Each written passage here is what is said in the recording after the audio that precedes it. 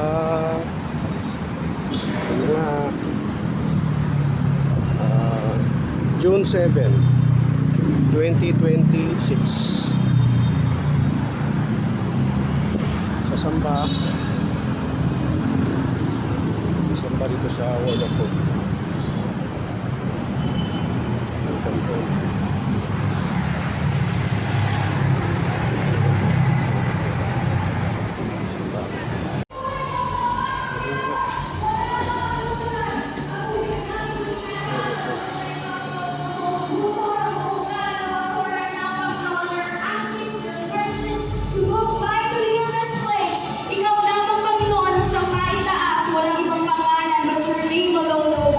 We thank you, Lord, and we honor you. In the mighty name of Jesus, we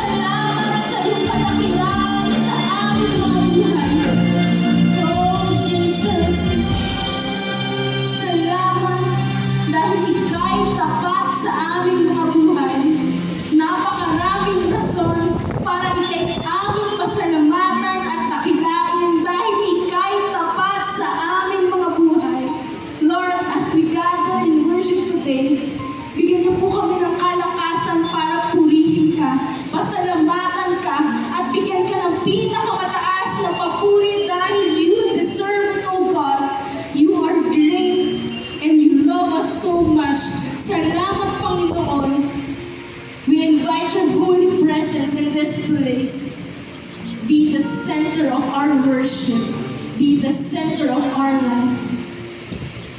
Maitaas ka sa aming kalagitnaan.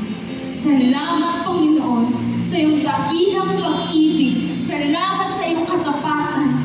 Salamat sa kalakasan na sa iyo nang gagaling. Salamat, Panginoon. Pinupuri ka namin, pinapasalamatan ka namin. In Jesus' name we pray. Amen. Amen. Pwede po ba natin palakpakan ang ating Panginoon? Welcome to Word of Hope. This is your 2:30 service.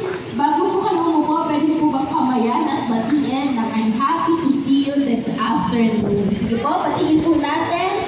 Good afternoon. Welcome to our 2:30 service. And we would like to acknowledge and welcome our first-timers. Sino po dito ang mga first-time who attended our service? Sige po, taas po kamay. Salamat po sa Family Fun Day is coming June 12. Holiday po dito sa ating Word of Hope Paradise. So magkakaroon po din tayo ng mass water baptism. So if hindi ka po na-water baptized, you are welcome to attend our Family Fun Day. Sabi mo nga sa katabi mo, Kita Kids. Kita Kids. So handa na po ba ang bawat isa to hear God's Word? Amen. So let us open our hearts as God speak to us through His servant, Pastor Joseph Ilberseno. Praise God. Salamat po, Sorry Joseph. Magandang hapon po sa bawat isa. Hallelujah. Pakisabi po sa katabi mo, good afternoon. Pakisabi nga sa katabi. Lahat may mas magaling sa'yo, may mas spiritual, mas maayos ang buhay. Naranasan niyo na po ba yun? Okay. So, hindi lang pala ako nakakaranas nun. Minsan, kung magiging honest po tayo, ganyan din ang pakiramdam natin kapag iniisip natin ang Diyos. Minsan yung mga nagtaong magsasabi, Pastor, kung alam lang ng Diyos ang lahat ng nagawa ko. Alam niyo po ba ang totoo? Alam ng Lord lahat ng nagawa ko. Wala po tayong maitatago sa Diyos. Kung alam lang niya ang lahat ng pinagdaanan ko, alam din niya lahat ng pinagdaanan mo. Alam niya yung mga kalakuhan mo, alam niya rin yung mga tagumpay mo at yung pagsunod mo at paglilingkod mo sa Kanya. Alam din niya yung kasalanan mo. Siguro ang linyahan ng mga tao, kung alam lang ng mga tao dito at alam lang ng nakakahiya, hindi siguro ako mamahalin ng Diyos. Pero alam niyo po ba ang magandang balita? Ang magandang balita ng gospel ay ito, hindi tayo ang siyang nagsaliksik at naghanap sa Diyos. Ang Diyos ang siyang naghanap sa bawat isa sa atin. Amen? At sino po dito ang masaya dahil sila po ay kinatagpo ng Diyos? Amen. Hallelujah. Yan po ang storya na makikita natin ngayon hapon ito. At ito po ay malinaw na pinakita sa kwento ni Mephibosheth dahil ang kanyang storya ay hindi lamang po sa kanya, it's also about us, and ultimately, it's a story about Jesus. Now, tingnan po natin ang background nito. Patay na po si Saul, si Haring Saul. Patay na po si Jonathan at si David na ang siyang naghahari sa Israel. Alam niyo po ba nung panahon nila, ang kultura ng mga bansa in the ancient times, kapag merong bagong hari na nandoon sa trono, pinapatay yung mga kamag-anak o yung pamilya ng dating hari. Na parang napakasaklap naman no? Na wala na nga sa kapangyarihan ay papatayin ka pa. Now, bakit po nila ginagawa yun? Para wala pong rebellion. Para pong walang rival claimant doon sa trono. Para masecure nila yung trono. Kaya kung may taong may dahilan para makatakot kay Haring David, yun po ay si Mephibosheth. Siya po ay apo ni Haring Saul, ng dating Haring Saul, anak siya ni Jonathan, at bahagi siya ng pamilya ng dating hari. So imagine niyo po kapag may sundalong kumakatok doon sa bahay nila, ay malamang ang iniisip niya, ako patay, tapos na ako. Ito na ang katapusan ko. Pero alam mo, nung kamutok yung sundalo doon sa bahay ni Mephibosheth, hindi po yun ang kanyang nadatnan. Hindi po judgment, hindi po kamatayan ang dumating, kundi ang biyaya ng Diyos ang kanyang naranasan. At alam niyo po ba, di ba yan din ang kwento ng bawat isa sa atin? Tayo po, ang deserve natin ay judgment. Tayo po, ang deserve natin ay kaparusahan. Ngunit ang bawat isa sa atin ay nakatanggap ng biyaya ng Diyos. So, ngayong hapon ito, ay makikita po natin ang isang storya ng biyaya ng Diyos. At ang title po nito ay The King's Table, where we find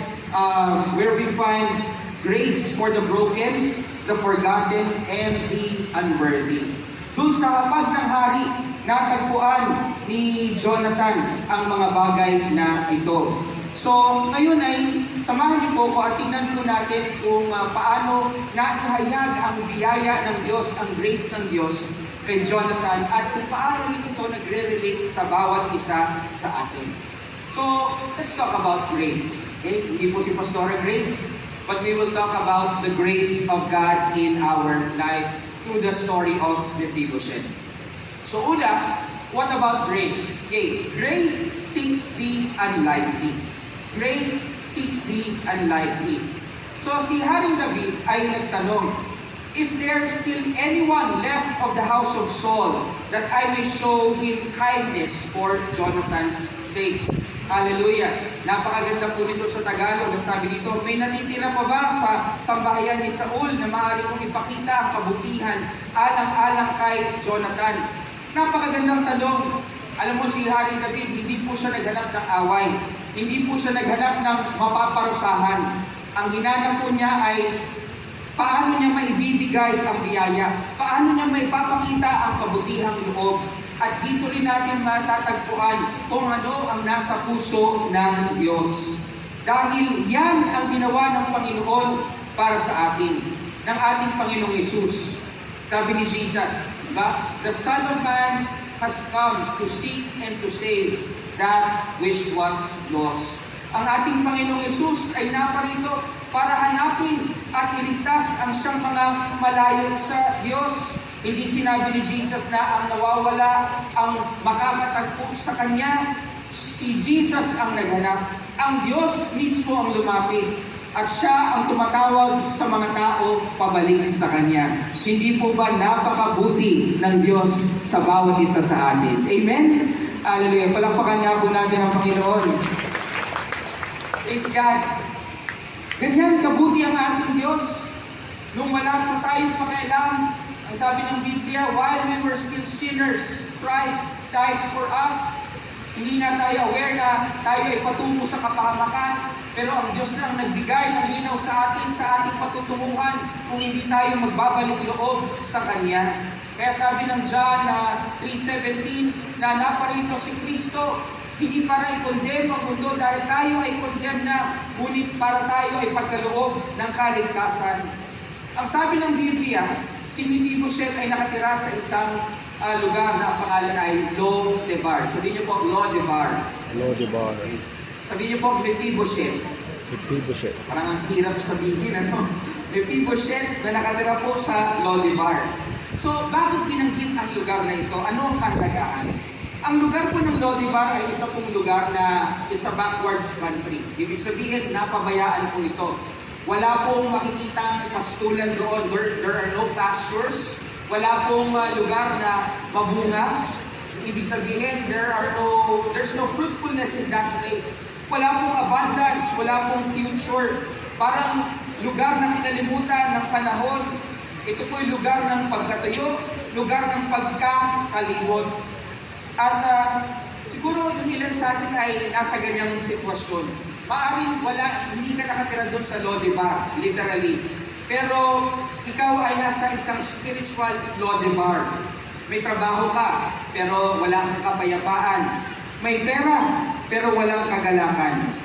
Marami kang followers, pero feeling mo lonely ka pa rin. At may ngiti sa labas, pero nagdurugo ang puso. Meron po bang ganyan ngayon? Alam nyo, baka nagtatanong ka, Lord, nakikita mo pa ba ako? Napapansin mo pa ba ako? Nadidinig mo pa ba ako? Naaalala mo pa ba ako? Alam niyo, may kwento po sa isang batang lalaki. So po ay nawala doon po sa city ng London. Ilang oras siyang hinanap ng kanyang ama at ng mga pulis. At nang makita siya, ay kinamusta siya. Kamusta ka naman? Hindi ka ba natakot? Alam niyo po ang sagot ng bata. Sabi niya, hindi po, dahil alam kong hahanapin ako ng aking ama. Alam niyo po, yan ay napakagandang larawan ng gospel para sa atin. Alam niyo po, ang confidence po natin ay hindi dahil sa magaling tayo at hinahanap natin ang Diyos. Ang confidence po ng bawat isa sa atin ay dahil ang Diyos ay magaling maghanap ng mga taong nawawala at malayo sa Kanya. Amen? Hallelujah. Sige po, palakpakan natin ang Panginoon. Habang si Mephibosheth ay nandun sa isang lugar na nakalimutan ng panahon, may haring naghahanap sa Kanya. At habang tayo naman ay naliligaw dahil sa kasalanan, may tagapagligtas na naghanap sa atin. Now, you may be in your spiritual Lodebar, but God knows your address. Amen? Sabi mo sa katabi mo, alam ni Lord kung nasaan ka ngayon. Hindi lingid sa kaalaman ng Diyos ang ating pong kalagayan. Alam niya ang ating pinagdaraanan. Alam niya ang mga bagay na iniiyakan mo, na nagpapaluha sa iyo. Naririnig din niya ang iyong mga panalangin. Remember this, when you feel that you are forgotten, remember this, grace knows your address. Amen? Hallelujah. Hallelujah. Maghanda ka. Sabi mo sa katabi mo, maghanda ka. Pupuntahan ka ni Grace. And then, sorry, Grace. Okay? Kung naisip kong galawin kayo ng ating pong mga pastor, mapag-pray kayo ang inyong pamilya, sabihin niyo lang po sa ating pong mga pastora. Okay? But the reality is, kadagayan, alam ng Diyos ang ating pong sitwasyon, alam ng Diyos ang ating pong mga saloobin. Hallelujah. Grace knows where we are. Pangalawa po na bagay tungkol sa grace na makikita po natin dito. Grace speaks louder than shame. Grace speaks louder than shame. So, natagpuan nila si Mephibosheth dahil meron palang lingkod. Dating lingkod ni Haring Saul na naglilingkod kay Haring David at ang pangalan niya ay Siba. Sinabi ni Siba, si Haring Saul ay meron pang kamag-anak na nakatira sa Lodebar at ang kanyang pangalan ay Mephibosheth. So, pinatawag, sinundo si Mephibosheth mula doon sa Lodebar at dinala siya doon sa Jerusalem. Nang humarap si Mephibosheth kay David, sinabi niya, ay ganito. Okay? Sinabihan siya ni David na, ikaw ba si Mephibosheth? At ang sabi sa niya, ako nga po. Sabi ni David sa kanya, huwag kang matakot. Pinatawag kita dahil gusto kitang pakitaan ng kabutihan dahil sa iyong amang si Jonathan. Ibabalik ko sa iyo ang lahat ng lupain ng iyong lolong si Saul. At hindi lang yan, palagi kang kasalo sa aking hapag-kainan. Kaya, yumuko si Mephibosheth, ang sabi niya, sino po ba ako para tratuhin niyo ako ng ganito? Katulad lang po ako ng isang patay na aso. Sa English, ang sabi po dito, what is your servant that you should look upon such a dead dog as I? No? Parang ang sakit pakinggan. Grabe naman yung tingin niya sa sarili niya, parang patay na aso. So alam niyo po, ito po yung nagpapakita ng kanyang trauma. Hindi lamang po siya nasaktan, nawalan siya ng tiwala, nawalan siya ng pagpapahalaga sa kanyang sarili. Mababa ang tingin niya sa kanyang sarili. At yan ang ginagawa ng kahihiyan, ng shame sa atin. Sabi po ng mga psychologists, shame is the most destructive emotion a person can carry. Okay? Agree po ba kayo doon? Okay? Yung kahihiyan po ay isa po sa mga destructive emotions na maaaring dalhin ng isang tao. Kung ang guilt ay sinasabing, nagkamali ako. Alam niyo po ba sinasabi ng shame? Ang sinasabi ng shame, ako yung pagkakamali. Diba? Naririnig niyo po ba yan sa inyong mga kaibigan o kaya mga katrabaho? Ako yung pagkakamali lang ako, aksidente lang ako. Hindi lang sila nagkamali, sila, inaangkin na nila na sila yung pagkakamali. At alam niyo po ba, maraming tao ang nabubuhay sa ilalim po ng kahihiyan. Meron po mga pinatawad na ng Diyos, pero nakakulong pa rin sa kahapon. Ligtas naman na, pero hindi pa rin lumalapit sa Diyos ng may confidence. Ganun po ang tingin ni Mephibosheth sa kanyang sarili. Para na akong matay na aso, ano ba ang dahilan? Bakit ganito ang pagtrato mo sa akin? Hindi po masama ang pagtrato ni Haring David, di ba? Binalik ang lahat ng ari-arian niya sa kanya. Kaya hindi makapaniwala si Mephibosheth. Hindi ko deserve yung kabutihang loob na ito? Bakit po ko pinapakitaan ng ganito? Pero pansinin po natin ang unang sinabi ni Haring David.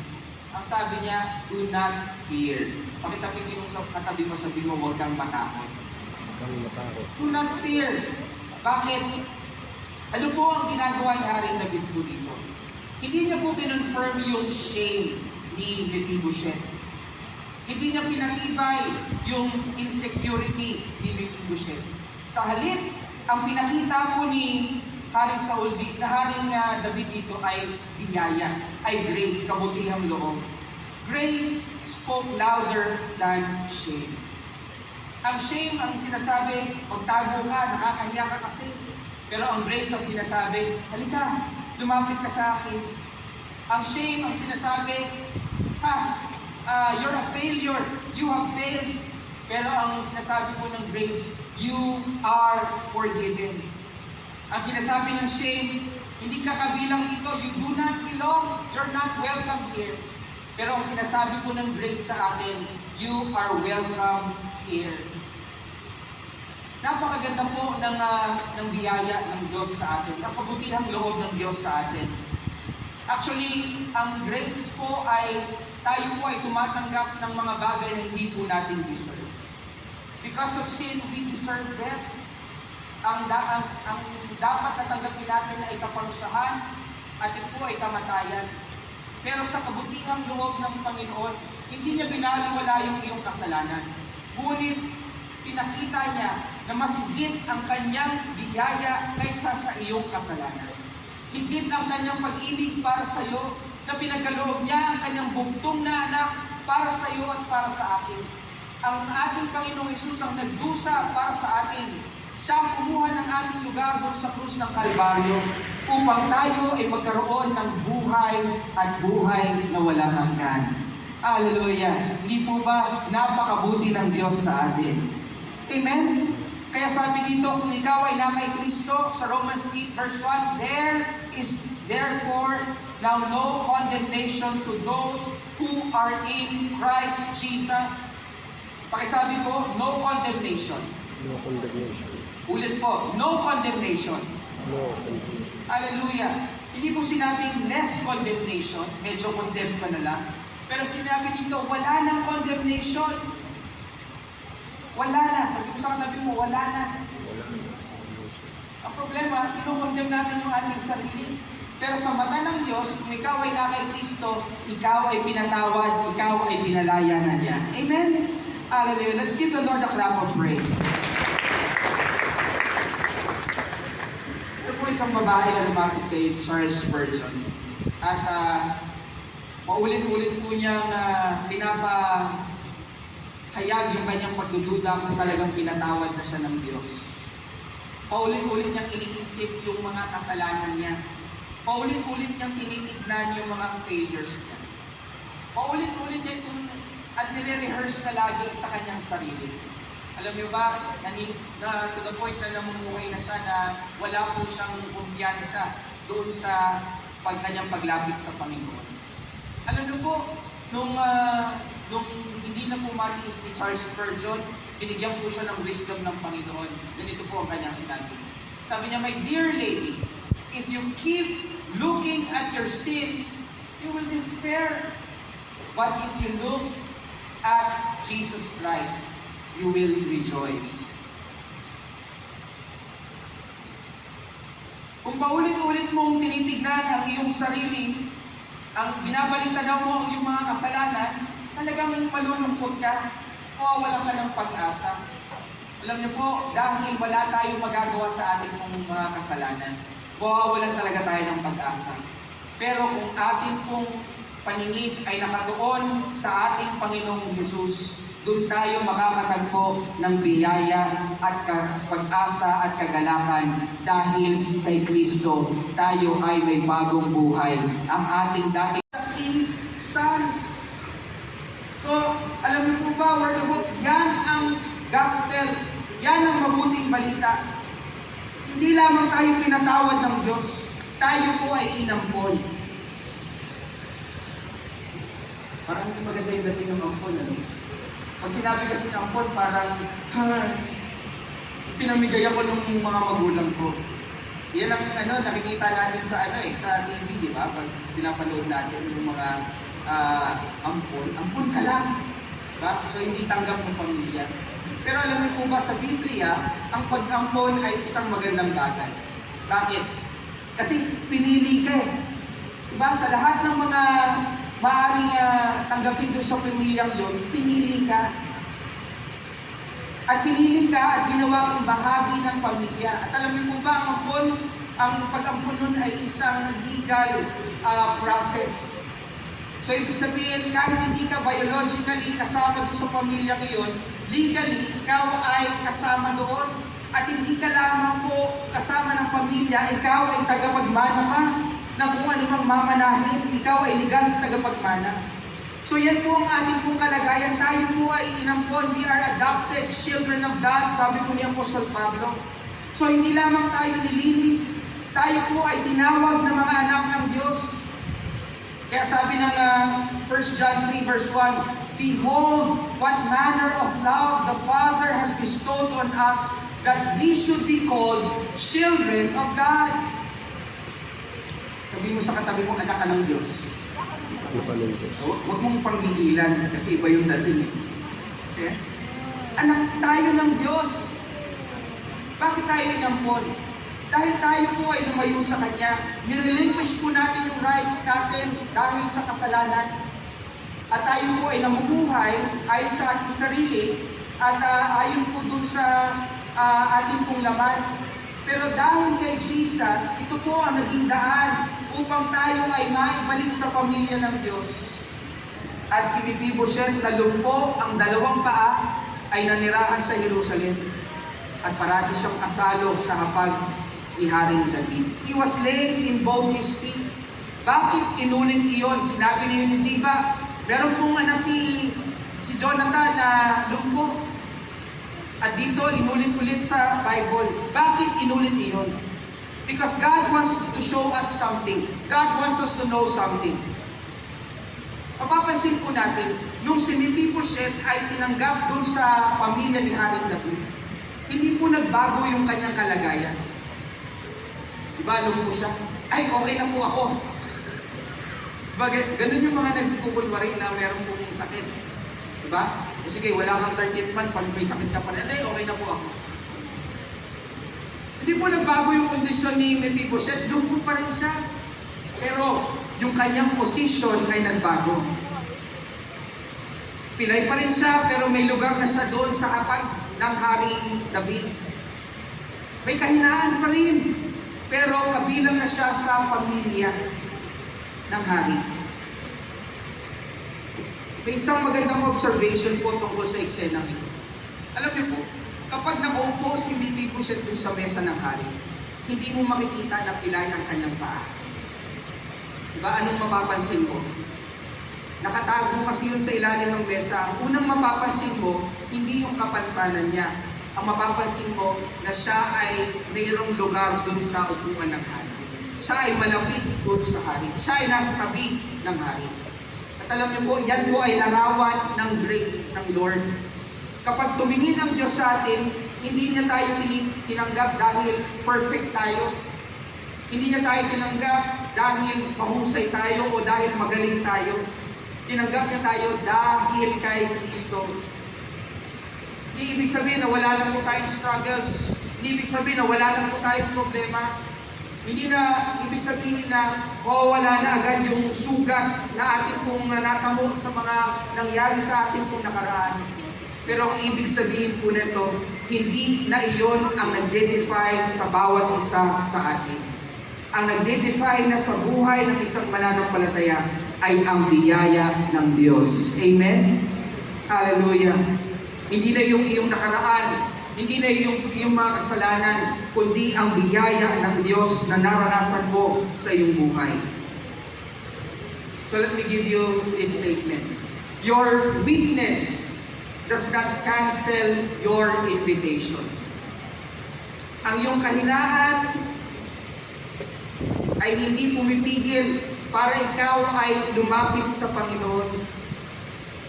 Alam niyo po, si Hari David ay naglalarawan sa atin kay Jesus. Si Mephibosheth ay naglalarawan naman sa atin. Tulad ni Mephibosheth, tayo po ay spiritually crippled. We cannot do anything. In fact, sabi po ng Bible, we are dead to sin. We are dead in sin. Tayo po ay patay. Sobrang lugmok tayo sa kasalanan. Wala tayong magawa. Diba, ang taong patay ay hindi na po nagre-respond. Okay? Kapag may patay dyan, opera mo ng pagkain, kain ka na. Hindi sasagot yun. Wala yung dating sa kanya. Tama po ba? Kahit anong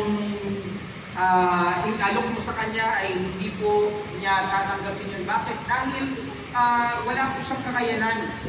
Ganyan po ang kalagayan natin spiritually.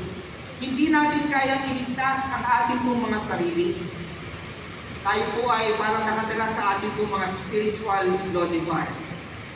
Pero dumating si Jesus, siya ang nabuhay ng buhay na hindi po natin kayang ipamuhay.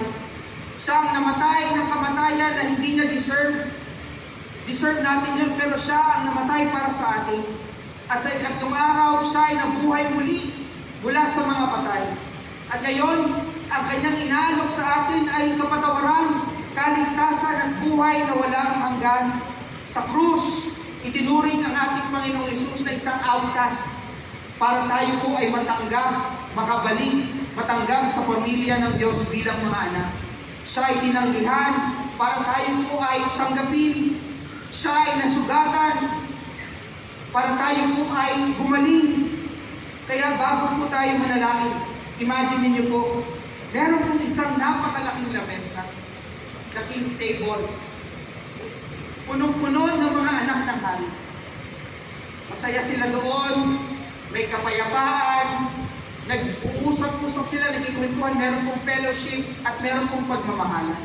At meron pong isang bakanting upuan at ang nakasulat sa upuan yun, hindi po for perfect people only. Hindi rin po for people who have it all together. Hindi rin po for religious people. Ano pong nakasulat doon sa upuan na yun? Whoever will may come. Whosoever will may come. Yan po ang mabuting balita. Yan po ang ebanghelyo. There is always room. There is still room at the King's table. And Jesus paid for your seat with His own blood. The King is calling your name. The invitation has been sent. The table has been prepared. The question is, will you come? Lalapit ka ba? Ang sabi ng ating Panginoong Hesus, whoever comes to me, I will by no means cast out. Kung sino man ang lalapit sa akin, ay hindi ko itataboy. Kaya ngayong hapong ito, kung nais mong tanggapin si Jesus bilang Panginoon at tagapagligtas ng iyong buhay, hallelujah, lumapit ka sa Kanya. Hallelujah, merong pang lugar sa pag ng hari para sa iyo. Hallelujah. Tayo pong lahat ay umuko at manalangin. Panginoon, marami pong salamat sa katotohanan na ito, na ang iyong hapag ay bukas para sa lahat. Ngunit ang kailangan lang namin gawin ay lumapit sa inyo. Hallelujah. Maging mapagkumbaba at kilalanin namin, O Diyos, na kailangan namin kayo sa aming pong buhay. Hindi namin deserve ito, ngunit ito'y pinagkaloob mo sa bawat isang mananampalataya na lapit sa inyo. Hallelujah. Habang bawat ulo po ay nakayupo, bawat na tayo nakatingin. Sino po dito ang nagsasabing, Pastor, nais ko pong lumapit kay Jesus. Nais ko pong mapatawad ako sa aking mga kasalanan. Nais ko po ng bagong buhay. Nais ko kung maalis ako sa aking lodebag at makabilang sa hapag ng hari. Kung ikaw yan, kaibigan, huwag ka nang matakot, huwag mong hayaang takot o hiya ang maghari sa iyo. Hayaan mo si Kristo ang maghari sa iyo kung saan mo matatagpuan ang kagalakan, kapayapaan, at tunay na kalayaan para mabuhay ayon sa kalooban ng Diyos. Kung ikaw yan, kaibigan, maaari mo bang taas ang iyong kamay? Hallelujah. Nais mong isuko ang iyong buhay kay Kristo. Nais mong tanggapin siya bilang Panginoon at tagapagligtas ng iyong buhay. No one looking around, this is between you and God. At nais mong sabihin sa iyo na mahal ka ng Diyos. Siya ang nagpakita ng kabutihan sa atin na sa kabila ng ating pong nakaraan, sa kabila ng ating kasalanan, naroroon na bukas ang kanyang palad para tanggapin ka. Malaki man ang iyong kasalanan sa iyong tingin, maliit man ang iyong kasalanan sa iyong tingin, nais kang patawarin ng Diyos, mahal ka ng Diyos, at nais kang bigyan ka ng bagong buhay at pag-asa sa buhay na walang hanggan. Kung ikaw yan, kaibigan, taas mo lamang ang iyong kamay. Hallelujah. Huwag po kayong matakot, huwag kayong mahiya. Wala pong mawawala sa inyo, but you will receive everything that the Son has for you. Hallelujah. Tayo pong lahat ay tumayo. Sa mga kaibigan na meron pa po tinatawag ng Panginoon, lumapit lamang po kayo dito sa harapan. Hallelujah. At tayo po ay magsuko ng ating pong sarili sa Diyos. Sa mga lumapit po sa harapan, nais ko pong sabihin na ito po ay napakahalaga at napakagandang desisyon na ginawa ninyo. Dahil ang desisyon para po sa ating pong career, para po sa ating partner in life ay mahalaga. Ngunit ang wala pong papantay sa desisyon na pagkatiwala po natin at isuko natin ang ating buhay sa Panginoon. Ngayon po ay sundan niyo ko sa isang panalangin. Ariin po natin ito bilang ating personal na panalangin sa Diyos, nakikinig ang ating Ama sa langit. Bigkasin po natin ito ng buong puso, sabihin po natin, Panginoong Diyos, maraming pong salamat dahil minahal mo ako sa kabila ng aking kasalanan. Pinagkaloob mo si Jesus para sa akin. Siya ay namatay doon sa krus, inilibing, at sa ikatlong araw, nabuhay siyang muli upang ako ay magkaroon ng bagong buhay. Panginoong Jesus, patawarin mo po ako. At mula sa araw na ito, ako ay linisin mo, paguhin mo, at tinatanggap kita bilang aking Panginoon at tagapagligtas ng aking buhay. Salamat po sa iyong paglilinis sa akin. Salamat po sa bagong buhay na inyong pinagkaloob sa akin. At tulungan niyo po akong mamuhay para sa inyo at maglingkod sa inyo. Salamat po sa kaligtasan. Salamat po, O Diyos, sa inyong kabutihan sa akin. Sa pangalan ni Jesus. Amen. Amen. Hallelujah. Sabi po ng Biblia, kung sino po ang nakipagkaisa kay Kristo, siya po ay bagong nilalang. We welcome you to the family of God. Hallelujah. At nais po namin na gabayan kayo sa inyong paglago sa relationship mo sa Diyos. Sunod lamang po kayo sa ating po mga pastor at pastora, mga 5 to 10 minutes lamang po at bibigyan nila kayo ng mga babasahin.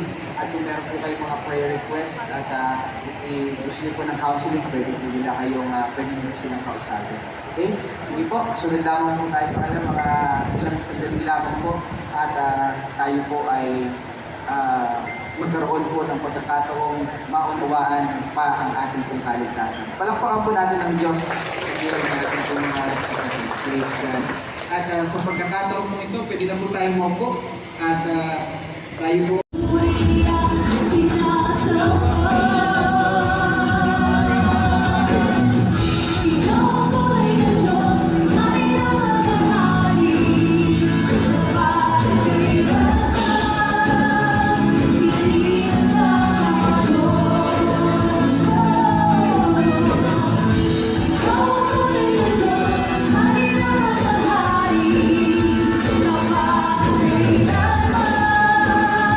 Hindi na babago.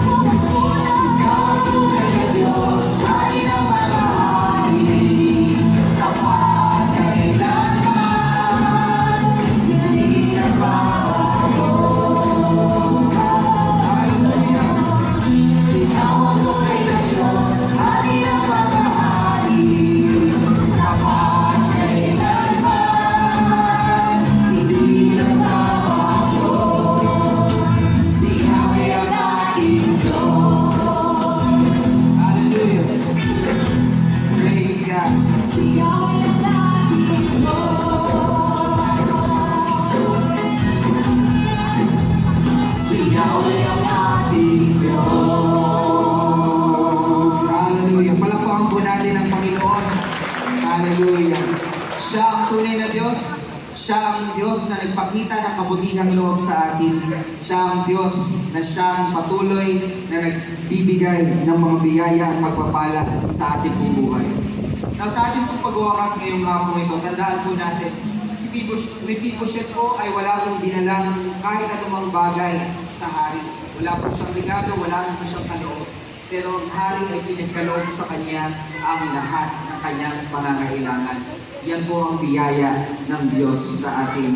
Grace found him, grace restored him, grace gave him a seat at the table. At sa pamamagitan ng ating Panginoong Hesus, yung parehong biyaya na yan ay nararanasan natin at available sa bawat isa sa atin. Tandaan mo, ikaw man ay nasa Lodibar, ngunit dahil sa biyaya ng Diyos, ikaw ay may bahagi at may lugar sa hapag ng ating Ama sa langit. Amen? Hallelujah. Palakpakan po natin ang Panginoon. Praise God. So, we can approach the throne, God's throne of grace with confidence dahil tayo po ay mga anak ng Diyos. Taas po ang kamay ng lahat ng anak ng Diyos. Amen. Hallelujah. Praise God. Tayo po manalangin. Panginoon, maraming pong salamat sa inyong kabutihang loob at patuloy po namin kinikilala ang inyong biyaya sa aming pong buhay. Panginoon, sa aming pong paghiwa-hiwalay ngayong hapon ito, pagpalain niyo po ang mga natitirang oras ng araw na ito. Lord, nawa ang mga salitang amin pong narinig, ang inyong salita, O Diyos, na amin pong narinig ngayong hapon ito ay hindi po mawaglit sa aming pong puso. Maalala po namin na kami ay namumuhay sa inyong biyaya at gamitin namin ang aming pong buhay para magbigay ng luwalhati sa inyo. Pagpalain niyo po ang buhay ng inyong mga anak, ang kanilang pong mga pamilya, ang kanilang pong mga kabuhayan, trabaho at negosyo. Hallelujah. Maranasan po ng bawat isa ang inyong pong paglago at pag-unlad sa kanilang pong buhay at pananampalataya. At gayon din, O Diyos, bigyan niyo kami ng mga pagkakataon na maipahayag ang inyong kabutihang loob sa bawat isa sa amin at magbukas kayo ng pintuan ng mga taong makakausap namin ay makilala si Kristo sa pamamagitan namin. Salamat, Panginoon, sa inyong presensya ngayong hapong ito at samahan niyo kami, Panginoon, sa mga gagawin namin nitong isang buong linggong ito. Ang aming pong buhay ay magbigay ng luwalhati sa inyo. Bayan ng Diyos, tanggapin natin ang pag-ibig ng Ama, ang biyaya ng ating Panginoong Jesucristo at ang patuloy na pagpisan at kapangyarihan ng banal na Espiritu na tayo nga ay mabuhay sa biyaya ng Diyos at ating pong iparanas ang biyaya ng Diyos sa buhay natin sa ibang tao. Amen, amen, at amen. Hallelujah. Magandang hapon po sa bawat isa. Pagpalain po tayo ng Panginoon. Tayo po ay maging magpapala.